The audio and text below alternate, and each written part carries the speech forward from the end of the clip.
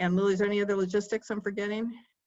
Nope, I just put a message in the chat box for everyone, so that's where you should be submitting your questions. Great. So Patricia McDaid, thank you for being here, and we'll turn it over to you. Great. Thank you, Julia. Well, I just first want to say hello, everybody, and I'm really pleased that you had the time to come and join us tonight. My name's Patricia, and I've been a teacher of kids with the most significant disabilities for a long time, almost 30 years. Actually, my first job was in Massachusetts. I started teaching at the Perkins School for the Blind and taught there for many, many years with kids with deaf blindness and multiple disabilities. Then I worked in some public school districts in Massachusetts. And then I also actually completed my education in Massachusetts. I did my undergraduate degree at Boston College and then my graduate work at Boston University. So the Boston area is very near and dear to my heart. Now I actually live in northern Maine, and that's where I'm talking to you from tonight. And I work as a consultant to school districts around the country, supporting kids with significant disabilities and supporting their inclusion in general education and just making sure that the kids have really good quality educational programs. So that's kind of my focus, and that's what I do usually. Right now, of course, there are no schools to visit and no kids to spend time with in school. So I'm home like everybody else, but my kids are grown, so I don't have small kids at home now. I'm sure you all do. But what I'm here to talk to you about tonight is how we can support kids with the most significant disabilities during this time of distance learning or distance teaching. There's a lot of different names for what's happening right now. And one of the things that we're finding out, teachers, parents, and the kids themselves are finding out that this is a really confusing time and a very hard time, especially for students who need the most supports to be successful in school. I'm assuming that you're finding that every day. I'm sure you are, as a matter of fact. And I'm hoping that some of the things that I talked to you about tonight might be helpful. And I want you to feel free in the chat to ask questions, and we're going to stop a few times, and I'm happy to answer any questions that you might have. And so I have a couple of slides here, and that's more just to keep me on track and so I remember what to talk about. But we're going to just start and kind of think and talk about what's happening with our kids right now. These are just a couple of Zoom reminders, which Julia already told you. But there are kind of two things that I want to do tonight around the purpose of our time together. So I want to talk to you about your child's needs and some different strategies or ideas that might be helpful to support your child to participate in distance education, or if that's really not possible right now, some other ways that you can use the distance education to maybe help you be able to support your child a little bit better, not through the distance education. And so I'm going to talk about some strategies for that. And then I'm also going to talk to you about some things that maybe you can ask the school district for, that would be a reasonable thing to ask in this time. We all know that teachers and schools are just so crazy busy right now, but it's still, you know, your kids have a right to an education, same as every other child. And so it's perfectly okay to call and ask the district for more help or for specialized help for your child. So the big question that nobody has the answer to, and I hope you didn't think I was going to have the answer to this, because nobody has it right now, is what should distance education look like for our kids who have the most significant disabilities? Well, this is such new ground. Everybody's just trying their hardest and kind of making it up as we go along. I used to live in Alaska, and we had this expression called, "We're building the plane while we fly it." And that's kind of a really good metaphor for what this distance learning is like. All kids are really struggling with it, I think. And it's especially challenging for kids with special needs. And even more than that, for our kids who have highly individualized needs in terms of either the level or complexity of their disability profile. So here are my key points. And the first one is, speaking directly to all you parents out there, do the best you can, and that's all you can do, right? I've talked to a lot of parents who are feeling so much stress right now and worry about, and rightly so, about their children. And I just want to let you know that it's okay if your child can't quite access things yet. It's okay if you're trying your hardest and you can't quite get your child to the Zoom class on time yet. We just have to be kind and patient with ourselves. And you guys all need to take really good care of yourselves so then you can support your children. You may be a little bit frustrated sometimes with the schools and the school districts, especially when this all started, because they didn't know what they were doing. So if you were asking them for help for your child, they didn't know what they were going to do for any child. And there was lots of, kind of craziness when this all started, 9 weeks ago. Things are starting to calm down now in terms of the general education kids. So now is really the best time to ask. The districts they've got mostly things going pretty smoothly for their general education kids. So now that it's calm, now's probably a really good time to say, okay, this is what you're offering for everybody. And in order for my child to access that, I need some additional supports. So again, it's that balancing, right? We want to understand and be patient and remember your child has rights and so do you. So it's that balancing act, right? Your child may not be able to access what's currently being offered. And that's not okay, but it's also a fact right now that might still be the case. So it may not be necessarily about your child as much as what's being offered is not the best match for kids who have really individual learning needs. And again, that's something to talk to your special education teacher about, and to really say, these lessons that you're doing, they're great, but my child cannot access them. So could we do it differently? And, your teacher will want to hear that and will want to know that they're not able to reach your child through technology. And, and they'll brainstorm with you and come up with some strategies. I'm going to tell you a few that might work. And then you and your child's teacher together will come up with even more because the both of you know your own child so well. We know already that our kids with the most significant disabilities need an individualized approach to learning. They need a highly specialized, individualized approach.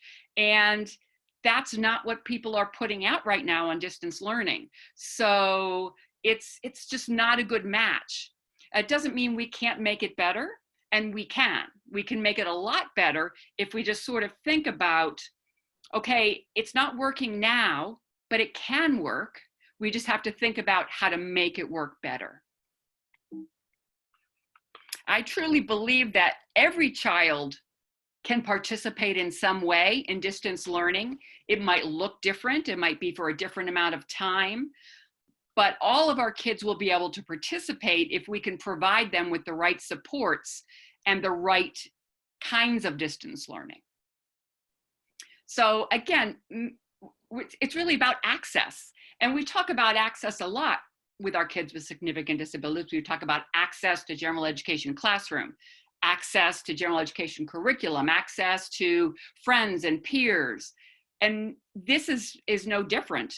In some ways, it's the same sort of struggle that we do all the time around, we want to make sure that your child has access to the same things that every other child in the school has access to.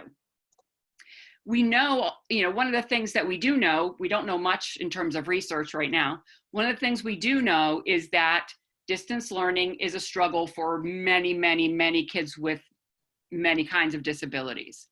It may not be a good match for your child the way that the district your school district is currently delivering distance education. For example, if your child has vision or hearing issues, or if they're dual sensory impaired or deafblind, even if the district gives you an iPad, you're not going to have access. So you're going to need to be asking the district and saying, I really appreciate all you're doing. I know this is hard and I need more because my child still can't access, and they have a right to access whatever's being offered. We know about our kids with significant disabilities. They often need a person, a real live person right there in front of them to help them explore materials and to learn about the materials and the lessons that we're offering. And obviously that's not the case with distance education.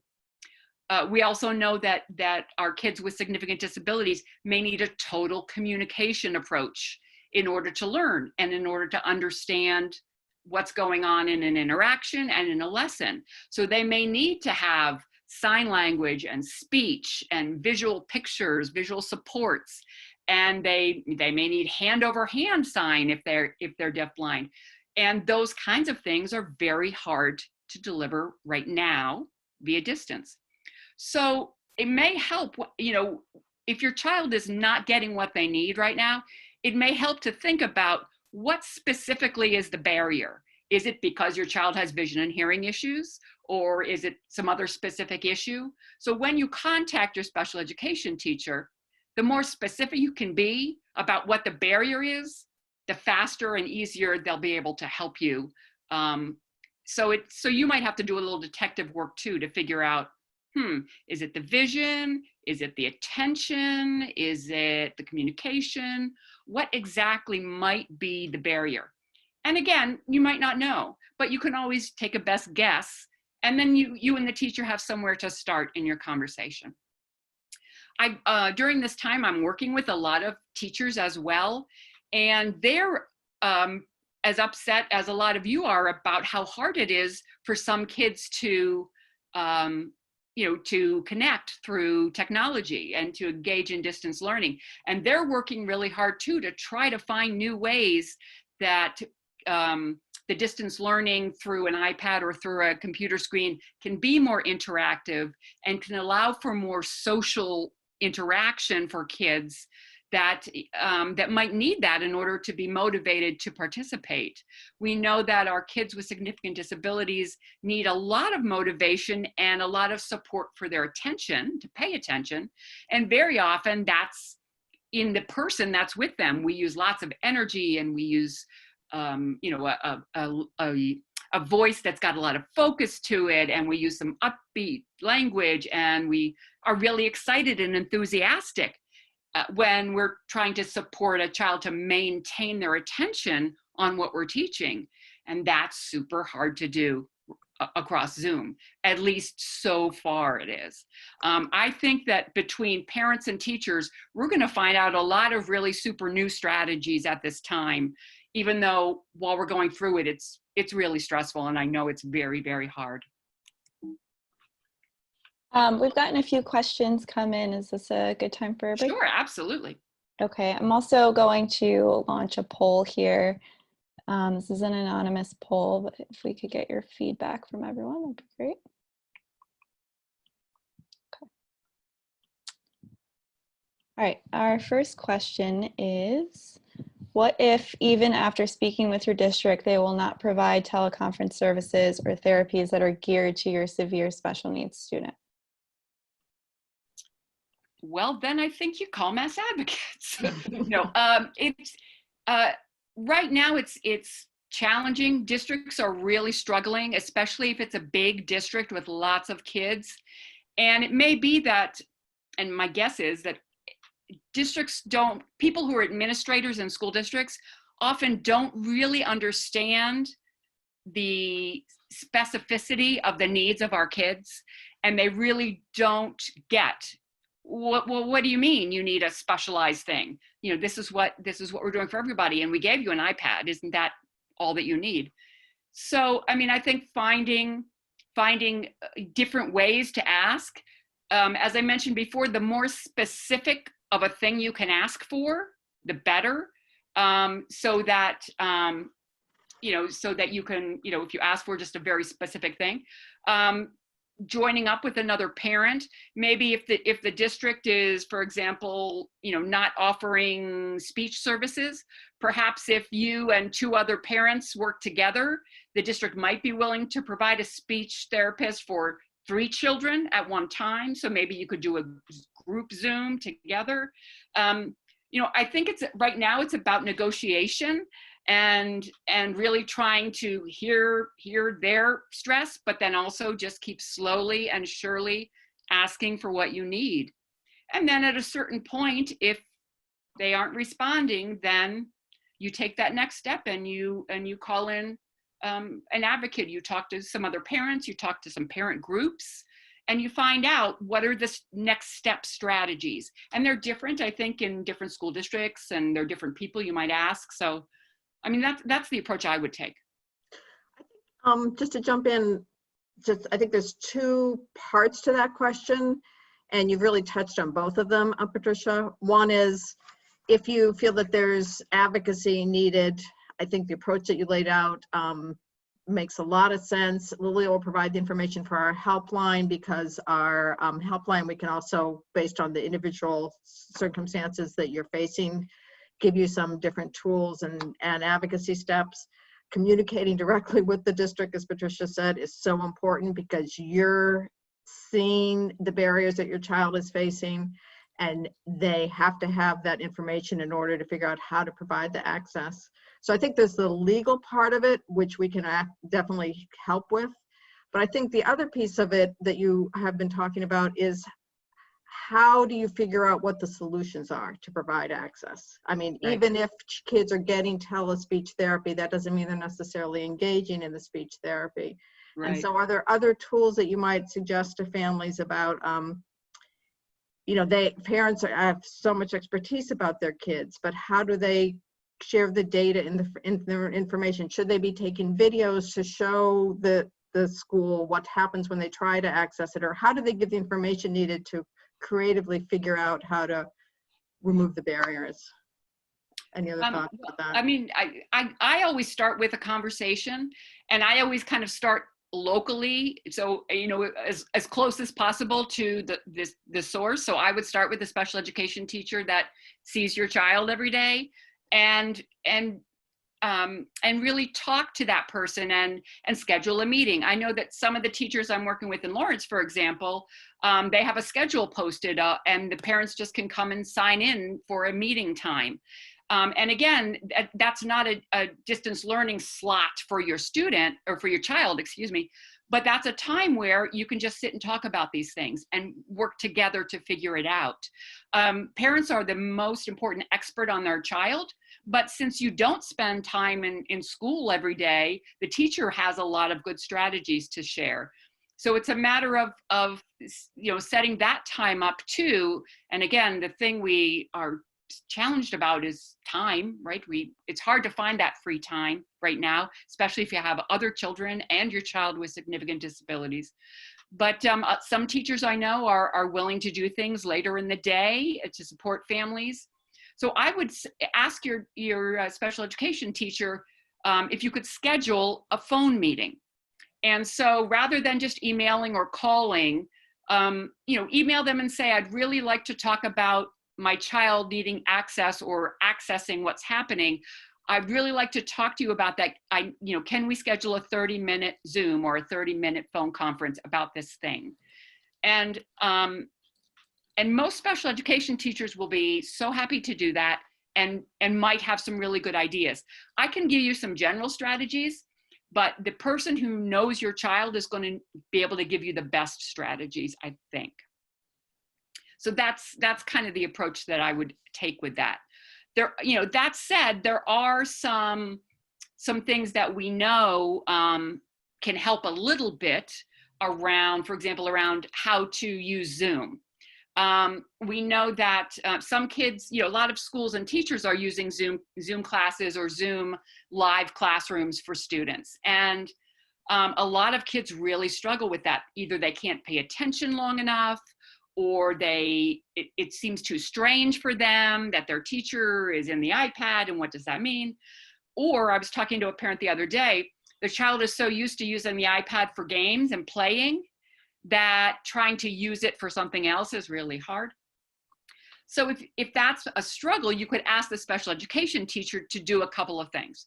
You could ask, first of all, for them to tell you or show you, if you don't know, how to turn off the cameras of the other people so that your child only sees their teacher's face.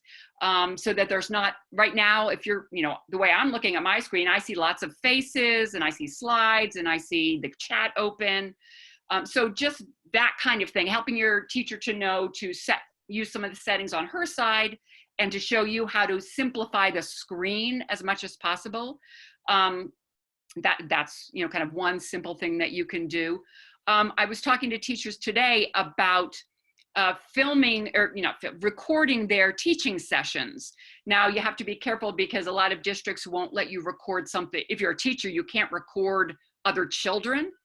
But if the teacher is doing a lesson and other kids are watching, the teacher could record their lesson and then and then just send it to you. And then you could have it to try again and again and again with your child, so that it's not, if they miss it that one time, then they've missed it for the day. That's something that I think could really help, because what we have to do is we have to teach our kids that this is a new way to learn, and this is a new way to interact with people. And it's pretty challenging if you've never done this before. And if you're a kid with significant disabilities, learning a whole new thing for school is a pretty big ask. I think our kids can do it, but I just think it's going to take time, and we have to be as creative as possible and make it as easy as possible, first for them to attend to what we're doing, and then for them to participate in what we're doing. It may be that if it's a group, like if your child is being asked to participate in a group Zoom, that may not work at first. You may want to ask your teacher to either record it or to do a one-to-one lesson with your child for a few times to really work on that engagement piece. And then once your child is watching the teacher and engaging with that teacher, then maybe they can participate in the group. So it's all about kind of breaking this down the same way we break down other skills that we want to teach, right? We break it down into pieces and we teach it a step at a time. So it may be that, that we just have to take baby steps to get from here to there. I think it's a good goal, and I think most kids will be able to do it, but it's going to take a little bit longer for our kids to learn how to do it, because it takes them longer to learn most things, and that's okay. And it's going to take them longer to learn this too. So, but I think that if we make it as easy as possible, if we break it down, give them lots of time to practice it, then that will be helpful. One of the things we know is that in order to teach our kids with more significant disabilities, they need a lot of practice for a skill. So one time a day to be on a Zoom is not enough practice. That's why having the teacher record the lesson and send it to you, or even just record some messages to your child while they, maybe they're just talking to your child, or showing them a book or reading them a story, just to get your child in the habit of starting to attend to a highly known adult who's their teacher. And maybe it's their favorite story. Or if there's a morning circle activity that your child really likes, ask the teacher to make a little video of her doing that activity, or playing that Go Noodle video that they dance to in circle time, to really find those things that, what's the child really engaged in school, and how can the teacher try to show that to your child. And again, they may need to have some one-to-one Zoom contact sessions to start your child's experience in understanding what this thing is, like, that there's someone there who is going to interact with me even if they're not in the room. And that can be a pretty big cognitive jump, because that's not something we've ever asked our kids with significant disabilities to try to do before. So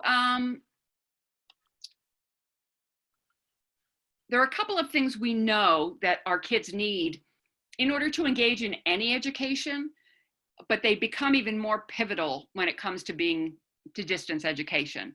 The first one is communication, and that together with that is connection. The next is health and self-care, and then access to educational therapies, and then partial participation or supported participation in all of the activities. But as I said, it's really first all about access. How do we get that access? How do we kind of break down that initial barrier that once it's gone, then your child will be able to access all the things that are available. Some other strategies around that engagement piece, that initial engagement is,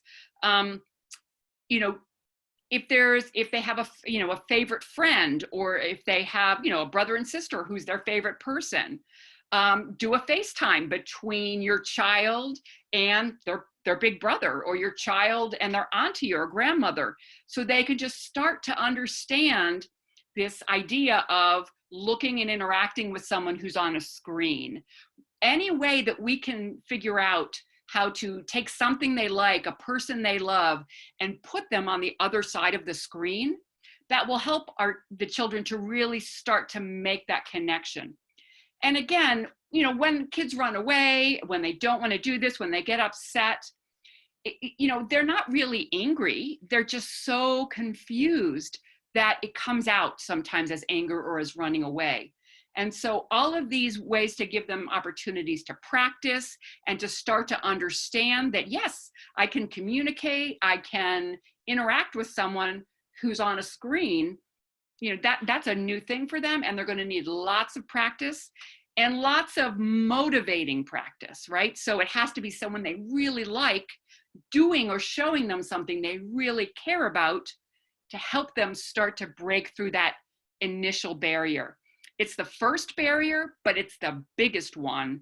And once a child can engage, once a child can engage in a FaceTime, then that transition to an iPad or another lesson, we can start down that path. But that initial step is just that connecting with another person through technology. And it's going to take time and practice. But, as I said before, the more times a day the child can practice, the better.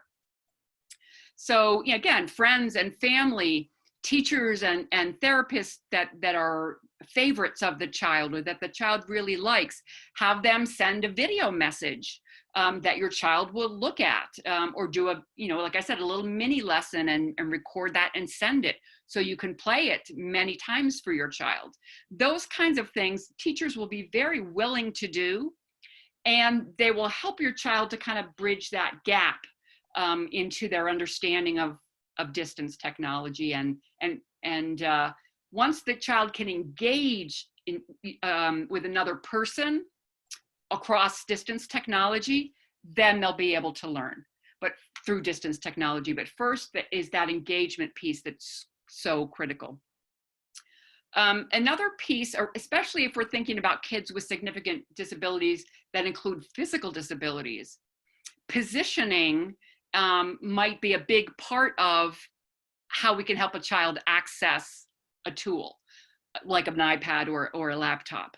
We want to make sure that it's as easy as possible for the child to engage and to view the screen. So it might be that, lying on their side, if that's a good position for them, side lying might be a great position. Being on their belly on the floor with the iPad might be a good position. Generally speaking, most kids will sit at the kitchen table or sit at the dining room table to try to do their work. But if your child is having trouble engaging with the distance teaching and learning, try some different positions. If your child is really having trouble sitting down at the table to look at the iPad, put Zoom on your phone and give them the phone with the Zoom on it and let them walk around with it. It may be that just will help them to make that initial connection. So, any idea that you think might work, I would try it, right? Maybe your child needs to, sit on the couch and be all comfortable and have their Zoom there. Maybe they have a special a special chair that is, you know, for their physical disability, that they need to be up straight and all positioned correctly. So, you know, we think about sort of the physical positions. We want to think about any medical conditions that might come into it in terms of, you know, low blood sugar and all of those kind of things. We also want to think about our, you know, our children's sleep schedules. I know that a lot of parents are struggling to get their kids engaged. For example, if the teacher assigns them an 8:30 slot, if they say, well, I'm doing my distance teaching at 8:30 in the morning, for some parents, that's impossible to get their child up and ready and engaged at 8:30 in the morning. And many kids with disabilities, with significant disabilities especially, it takes a long time to get up and moving. They may have some medical things or treatments or stretching or things that have to happen at certain times. So another thing that you can ask your special ed teacher is to offer some flexibility in the timing. This is another reason that recording the day's lesson and then being able to show it later in the day when your child is ready for it is something that would be a fairly easy ask for the teacher. And they shouldn't have any problem just recording their lesson and sending it to you. So again, you can work on it at a time that's better for your child. It's kind of a learning characteristic in a way of our kids with significant disabilities, is they can't always learn on demand. Meaning when the teacher says it's time to learn this, sometimes our students aren't ready. We have to give them a minute. We have to make sure that they're positioned properly. We have to make sure that they had their sensory break or had their snack to kind of maximize their readiness for learning. And so when a school or a teacher says your learning time is 10:30, that's not very individualized, right? And even in the classroom, teachers have schedules in the classroom, but if a child's not ready for the lesson at 10:30, they wait, right? They might move the whole lesson until 10:45 until all the kids are ready. So that's not a big ask either, to ask about some time flexibility, especially if your child can do a group Zoom, but just can't make it at that time and can't be sort of at their best at whatever time is assigned. That's something you could ask about, a different time slot. Let's see. Do we want to take another question break, or? Yeah, we've had a few questions come in. I've also got one more poll question that I'll launch now. Thank you. Okay. Our next question is, do collabs and day schools also have to individualize? This person's understanding is that they can kick kids out. If you ask for what they think is too much, they're legally allowed to terminate. Is that correct? I think there's two questions in there. One is, wherever a child is getting their services, whether it's through the home school district or an out-of-district placement, yes, they absolutely have to provide remote instruction based on the child's current IEP, their services, and their goals. They have to look at modifications and accommodations and other things that are necessary to make the remote instruction accessible. Private schools can terminate children under certain circumstances, but not solely, as far as I'm aware of, because a parent is asking to make the services accessible. I don't think that would be a legal reason to terminate a child. It's not that there's I don't think this private school right now could say that there's a safety issue of having the child in their school, because the child isn't in their school right now. Right. So those are usually the kinds of case law that I'm familiar with. Mm-hmm. But you know, if there's a proposed change in placement, that's an issue that's based on the needs of the child. So again, if families are having difficulties accessing the instruction that's being offered, right, as Patricia said, right after all this happened, the schools were not even prepared to start providing instruction services. I think many schools are beginning to roll out instruction services for all kids, including kids with disabilities.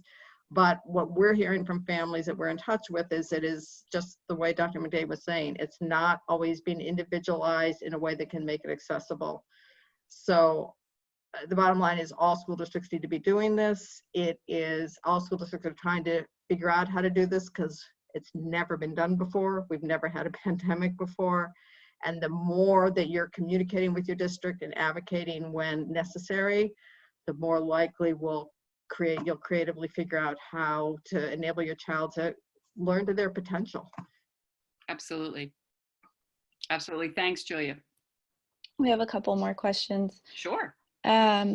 What if the district threatens actions for kids who are not accessing the remote learning? For example, not promoting or filing a 51A with DCF? Wow. That's really not okay. That's all I have to say about it. I'm not a lawyer, and that, I don't currently live in Massachusetts. I'm not up on all of the, I think the changes and what's going on now, but it doesn't sound okay. It's absolutely, I think, not okay. I think everybody listening in tonight would agree with that. The commissioner of the Department of Education issued some guidance a couple of weeks ago that really made it very clear that the department's very concerned because there are non-disabled students who are not engaging in remote instruction, and there are also, we know, significant numbers of children with disabilities who, because of their disabilities or because of the fact that they don't have access to internet or computers, are not accessing instruction. And the guidance from the state has made it very clear that it is a school district's obligation to be reaching out to families where kids are not able to engage in a non-punitive, supportive way, try to identify what the barriers are, and then provide the supports and services that are necessary to support the student to engage, whether it's mental health issues, whether it's the need for more individualized instruction. So if there are concerns, those are the kinds of things that it's really important for our office and other advocates and the Department of Ed to hear about. We are very concerned because we have been increasingly hearing of some examples of where 51As have been filed, and we have been working very proactively in the cases that we're involved in, and that's something that we would very much like to hear about if you're experiencing it. And that just seems like that seems just really out of line with what the state is saying to do, and just wow. I'm very sorry to hear that kind of stuff is going on. I'll put the MAC helpline information in the chat box again so you can contact us about that. And if anyone else has questions that we're not able to get to today, that's a good place to go. This is a clarification, I think, on an earlier question. Are districts responsible for private to provide services? So if a school, sorry, trying to understand this. If the district provides one-on-one telespeech to a child who's in a private school, is the district responsible for that? I think is the question. Say it one more time. I didn't quite get it. If district provides one-on-one telespeech to district kids, is the district responsible to have the private school provide it? It's going to be based, I'm not sure I understand the question, but it'll be based on the child's IEP. If the child's IEP requires speech services, and that's something that as a parent feels is important for your child to be getting remotely, then it's certainly an important and a fair thing to be advocating for. There may be some nuance in there that I'm not quite getting, so again, feel free to call our helpline. And then I think there's another issue, which is if they are providing it, the things that Dr. McDaid is talking about, how to make it so that your child can really fully participate. Because we've heard from many families for whom, once they've gotten to the point where the school is offering some of the teletherapies, it's still not always easy to get the child to participate consistent with their potential. Mm.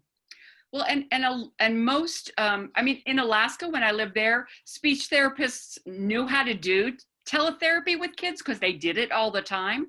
And I think a lot of our speech therapists here, on the East Coast, they may never have tried to do speech therapy with a child with intensive needs before over technology. So I think it's a big learning curve for everybody, and they need to provide the service that your child needs.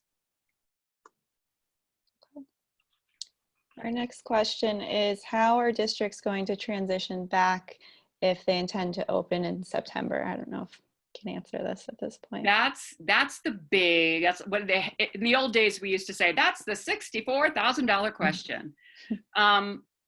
Districts are going to have to, and states are going to figure that out.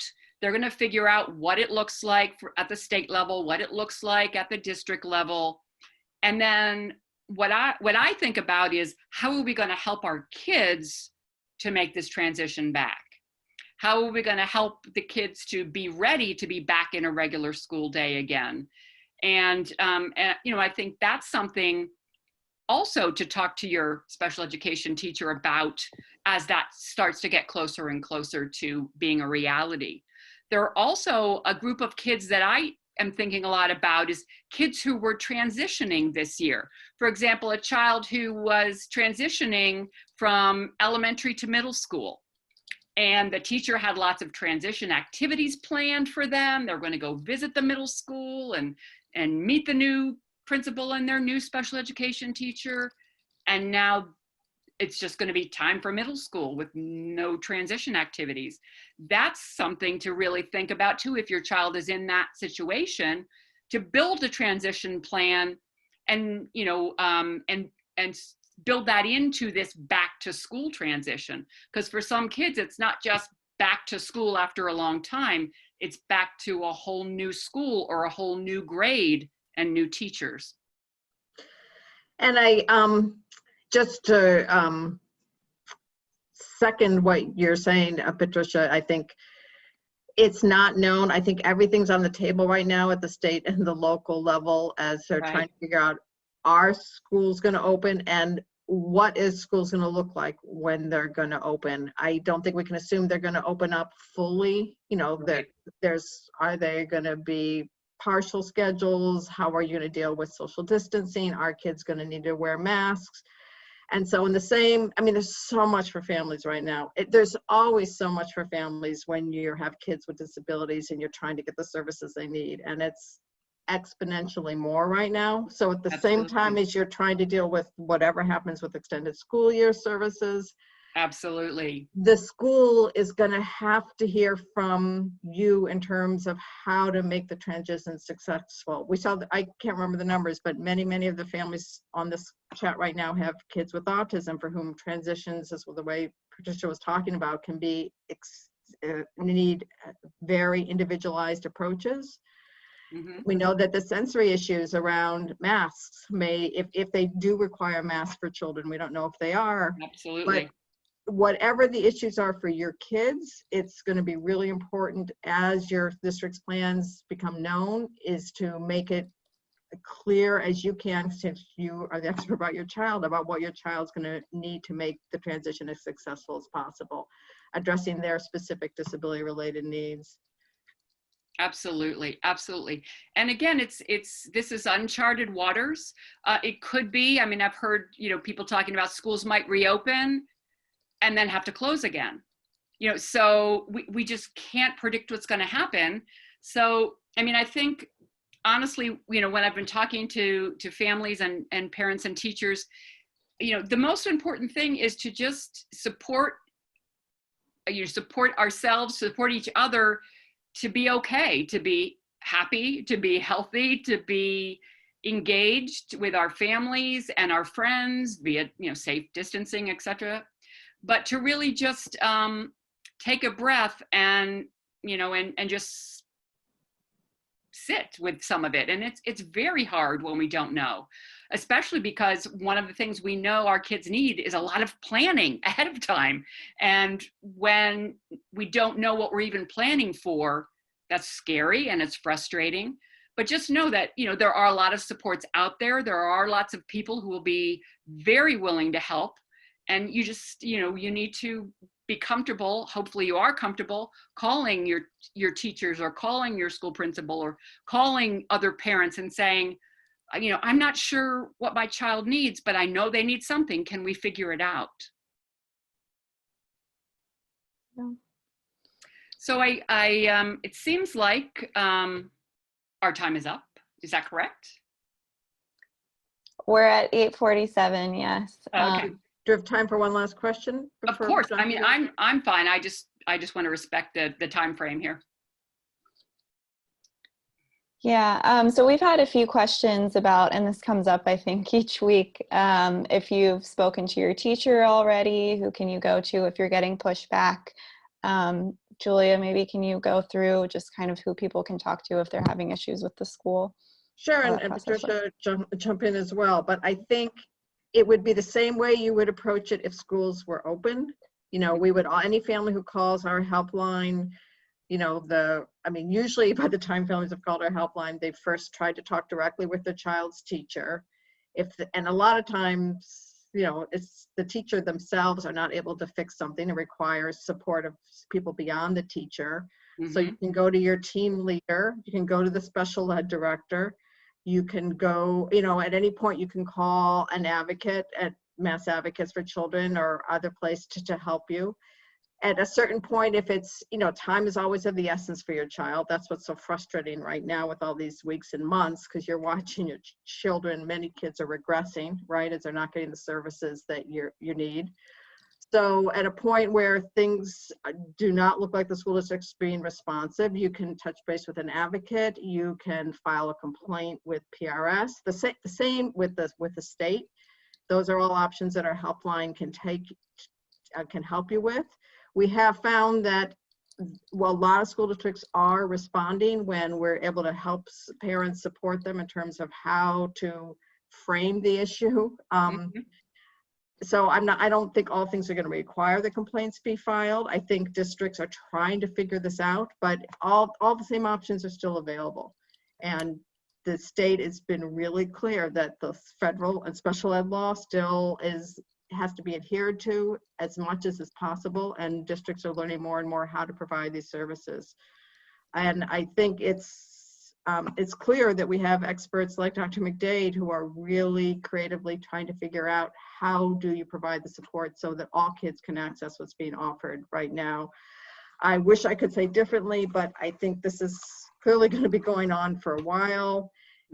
How schools are going to reopen. They may reopen differently. There is a chance of a second wave. So the more we can figure out how to do this well, the more that kids are going to be able to keep learning to their potential.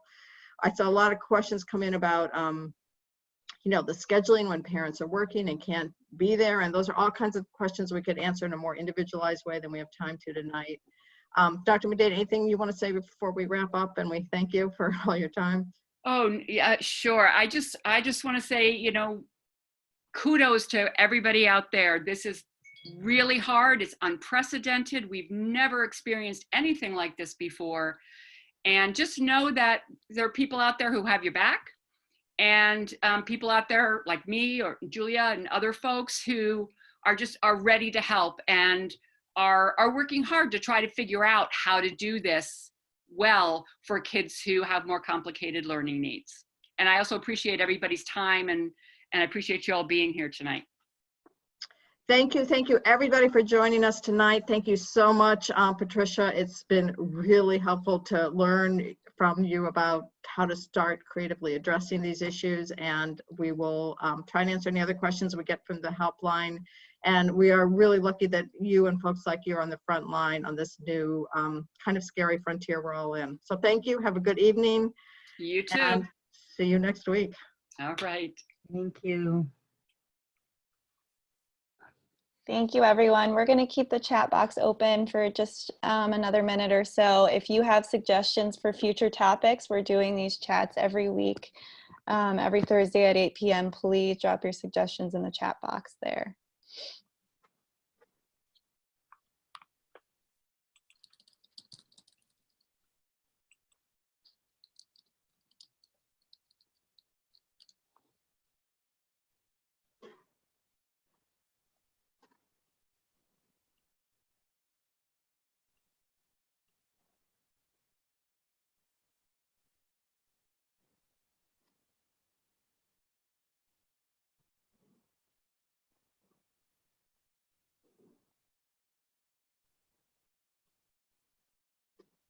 This is good. Our COVID-19 page, I just put the link to that in the chat box, massadvocates.org/COVID-19.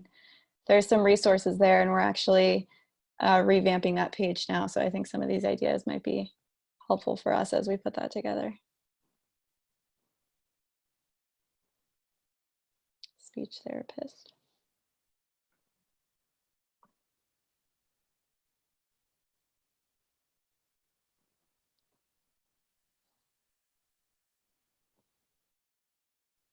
Okay. Thank you, everyone. Good night. Good night. Thanks so much for joining us.